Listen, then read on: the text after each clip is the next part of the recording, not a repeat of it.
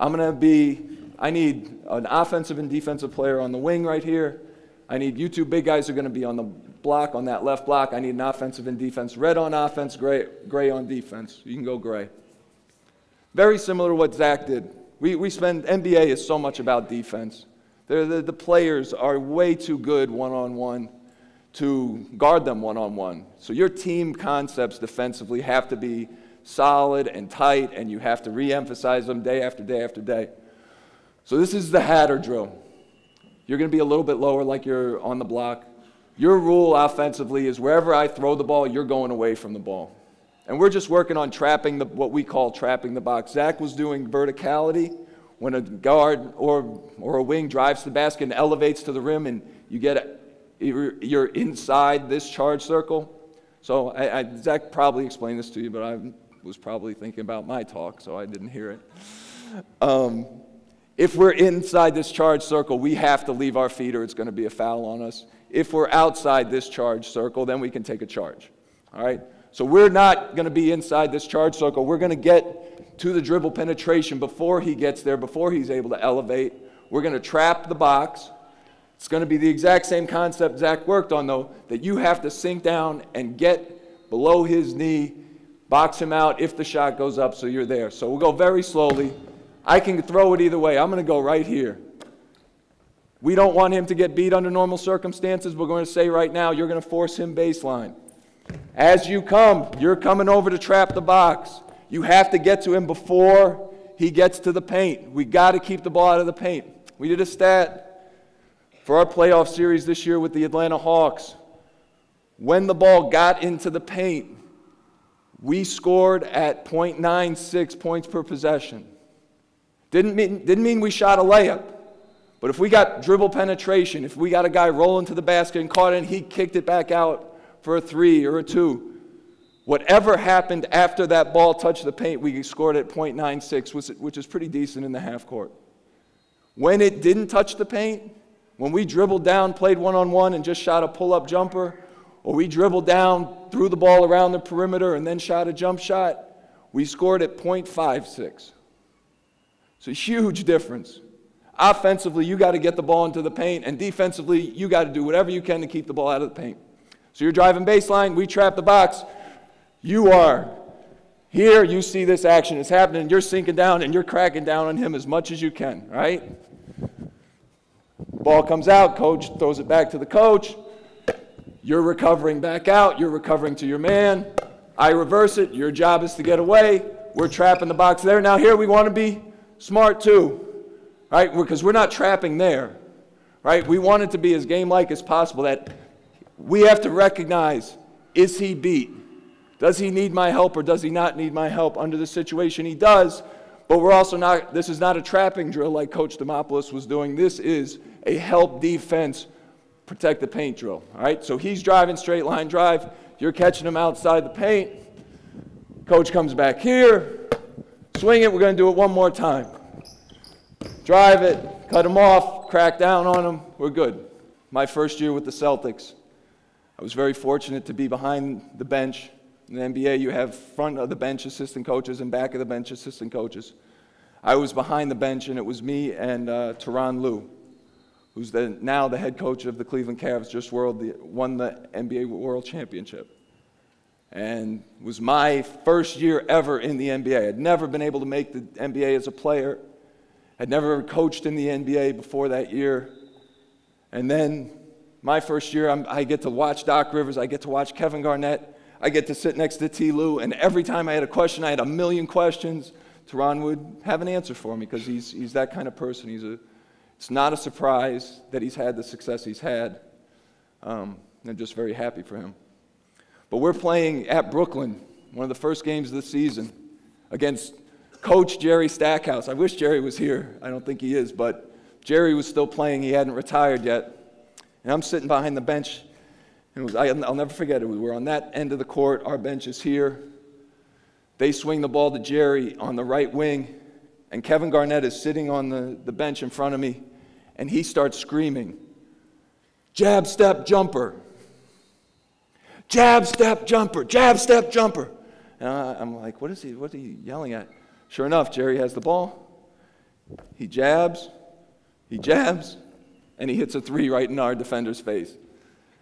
And that was the first time I heard Kevin do that, but that's what Kevin does every single game, and he does it for every single player. He knows every single player in the NBA's go-to move. That's his level of preparation.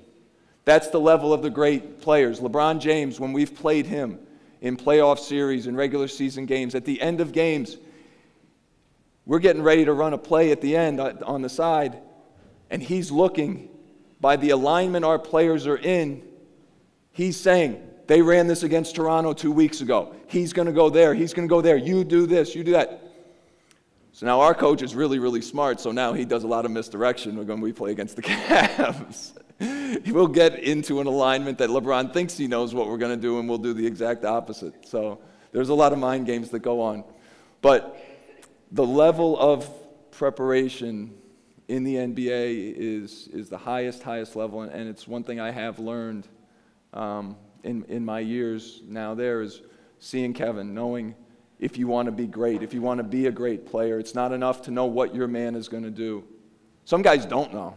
There's some talented NBA players that if you ask them, hey, what's the guy you're guarding tonight? What's his go-to move? They don't know. That puts them at a real disadvantage against the truly great ones. Second story about preparation is Brad Stevens, who I think is the most prepared coach in the NBA going into every single game, whether it's the regular season or a playoff game. He knows everything the other coach has done in the past, knows his tendencies, knows what they're going to do in every situation, knows every call that the other team is going to run. There's a lot of NBA assistants that can do that, and there are some NBA head coaches at his level, but he's elite. So we're riding the bus to a game at Washington this year, and he's watching his video. I'm doing my whatever video I'm getting ready for the game. And he looks at me and goes, if it's a close game, we're gonna win with a lob over the top.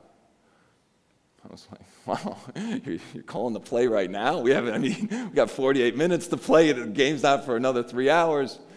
He said, no, they always front the low post. All we got to do is if it gets to be a one-possession game, we just have to clear out the backside. We'll just lob it right over top. We're going to lay it in for the win.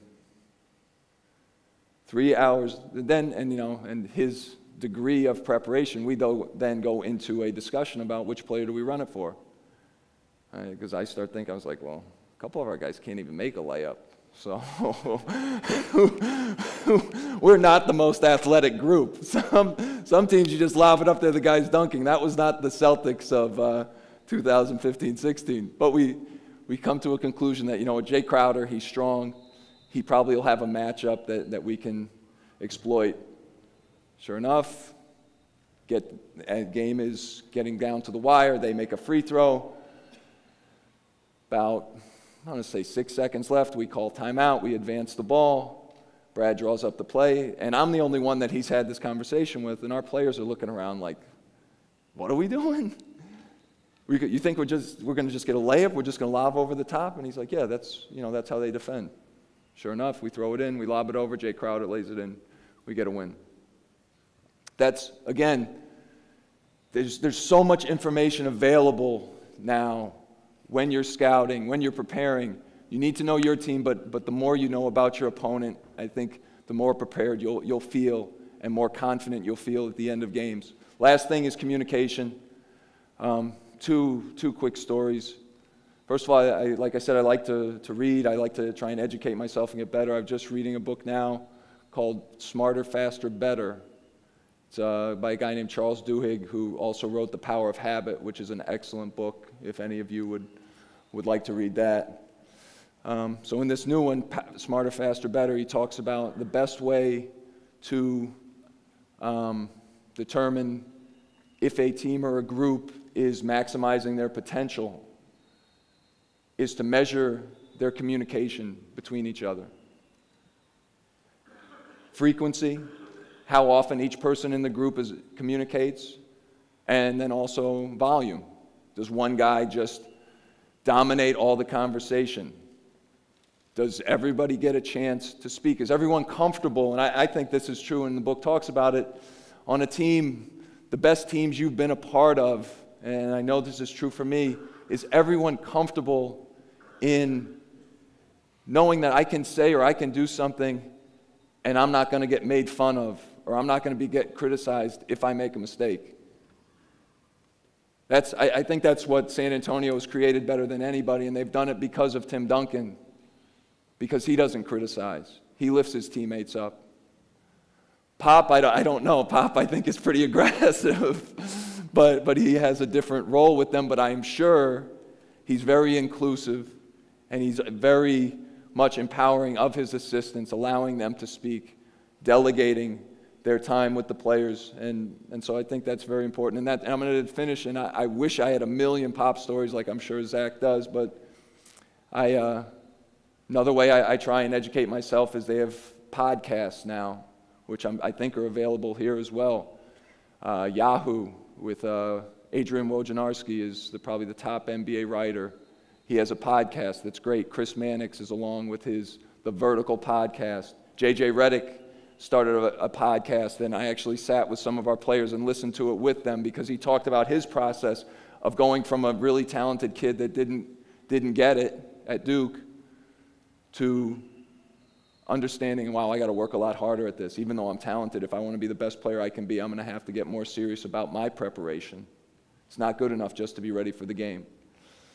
So I was listening to a podcast with Woj and Sean Marks from New Zealand. He had just been named the general manager of the Brooklyn Nets, and Woj asked him, what do you take from Pop? Why is Pop the best? Why is he so great? And Sean didn't say anything about basketball. I had heard stories of Pop always on his drive home after games of calling Tim Duncan, of calling Tony Parker, just checking in with him. And Sean said, what makes him great is he cares about the whole person. Says, before pretty much every practice, he's walking around and he's talking to Manu Ginobili about politics in Argentina. He's talking to Tim about, who knows, the latest movie he's seen. He's talking to someone else about a bottle of wine that he really likes. But he's communicating constantly with his players. He's allowing them to communicate with him. And the more I've been around it, the more I realize the true value in that. Is there a point where the player defending the ball can make, is there a point where it's fine for the help not to come? I mean, under game conditions, ideally, the help would never have to come, right? And that is a really, really important in your teaching, and something that we spend in the NBA a lot of time on is recognizing the difference between a flat drive and a direct line drive. Right? And this happens a lot more at the tops than it does on the sides, but give me 2 guys here, give me 4 guys. 1, 2, 3, 4, whoever. Gray's on offense, so you've got the ball. Red's on defense, you're going to be right here. Come over here. So you're going to be a little bit wider because we want to have good spacing. You're going to be, like Zach talked about, generally in this nail position. Move a little bit further. It's really, really important when I'm this guy, I'm in good help, I'm in and I'm ready. But as he closes out, and let's say you attack middle, he's got to be able to see that most times this is going to be a flat line drive. It's not a penetrating drive. And so as you're here, you're showing your chest, you're in good help position. But if you feel like, he's kind of got him under control, the best shot he's going to get is maybe a step back pull-up jumper that we're going to live with, then you have to be inching out as that ball is coming towards you, right? Now, there's times where we're maybe running a guy off the line. This guy's a great three-point shooter, not as good off the dribble, where you run by, now he's coming, now he's dead. I don't want to give up a layup. I'm going to have to cut that off, and then you'd probably go and have to get me. But talking to your players about the difference between a direct line drive and a flat line drive, thanks, guys, that's good,